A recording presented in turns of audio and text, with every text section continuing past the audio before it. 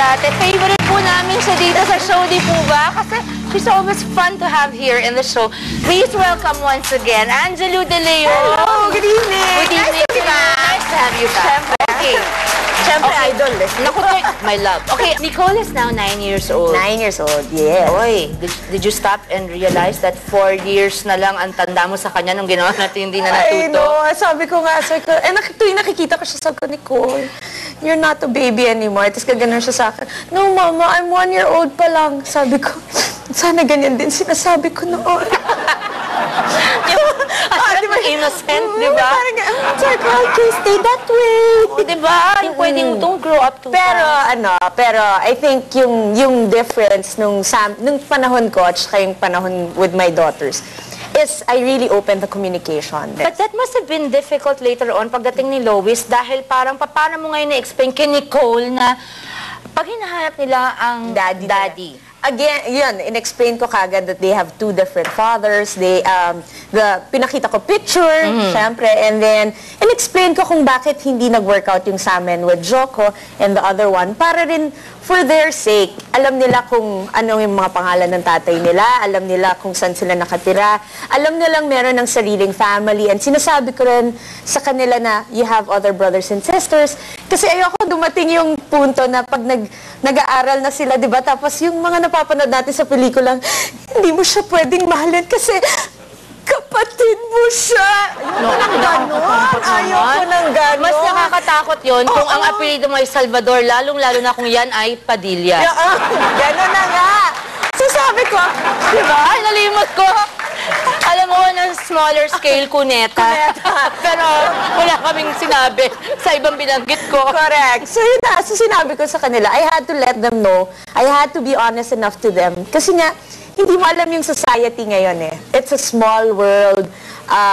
Sa sobrang small nga, yung brothers and brother ni Lois, medyo kalapit bahay lang ang school niya eh. Parang ganon. Okay, anong qualities ang tingin mong namana nila from you at sa kanya-kanyang ama nila? Si Nicole kasi when you see her, diyas na diyas talaga yung katawan. Alam mo yung malaki na bata, bilugin. Nakuha niya yung... Kamukha siya ni Cheska. Ay, ang gandang bata. Good-looking family naman. Maganda ang napili. How old were you when you had Lois? Lois, I was 21. Ito ang hindi masyadong alam ng ating viewers, Angelou. Yung paano ba kasi hindi artista ang kanyang daddy? Medyo pati ako may konting kalituhan pa rin up to now, diba? So, pwedeng mabilisan lang ikwento mo, hindi siya artista. Anong nangyari, hindi kayo nagkaintindihan or you fell in love with somebody you thought was this person yung pala iba? Hindi No.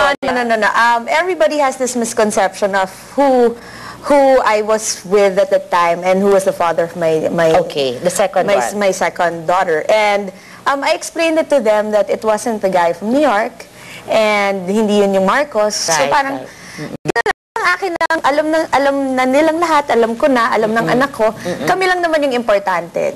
I want them to know it from me, hindi na nga yung maririnig pa nila sa iba. Kasi like, yes, that's right. Yung chismosang, mga ibang yayas, mga ganyan, ibang drivers sa school lalo na. Para alam din nila. Oo, na parang pag narinig nila, wala silang insecurity because they know them for themselves na alam nila yung totoong kwento. Tsaka ngayon, dahil nagmamahal ka at minamahal kang ina, mayroon kaming konting surprise for you. Hello? Hi, Mommy. Who's this? Nicole? Yeah. Nicole? Nicole? Yes, honey. Okay, what is your favorite thing to do with Mommy? What is the thing also that you love most about Mommy? Playing badminton and sleeping with her. Yeah. Playing badminton and sleeping with you. Ako, parang sa akin, dahil I work, so hindi ko sila masyadong nakakasama sa activity time. So, ang pinaka-special sa akin, lalo na pag baby sila, yung napapatulog ko sila in my arms. Sabi ko, yun yung pinaka-precious sa akin. Kaya minsan, most of their pictures, lagi silang tulog. Pero malaki na wala. Bonding. Ay, sorry, baby. Best talaga, best bonding. Best bonding sa akin yan. So, Nicole, where's Lois? Here beside me. Can I talk to her? Okay. Hello? Hey, baby. Hi, Mommy. Yeah, honey, this is Tita Sharon. Your mommy was telling us how much she loves you and your ate. What do you want to tell Mommy, darling? And what's your favorite thing to do with Mommy? I like playing. You like playing. At saka meron kaming date, isa-isa. That's good. Yeah, You meron get to know your children in a totally different way. Angelou, thank you. I wish Thank you, more time. ladies. But next up is another admirable mother. Whenever we have her on the show, hindi talaga pwedeng ma-ignore yung pagmamahal ng mga anak niya sa kanya. Alma Moreno, when we come back,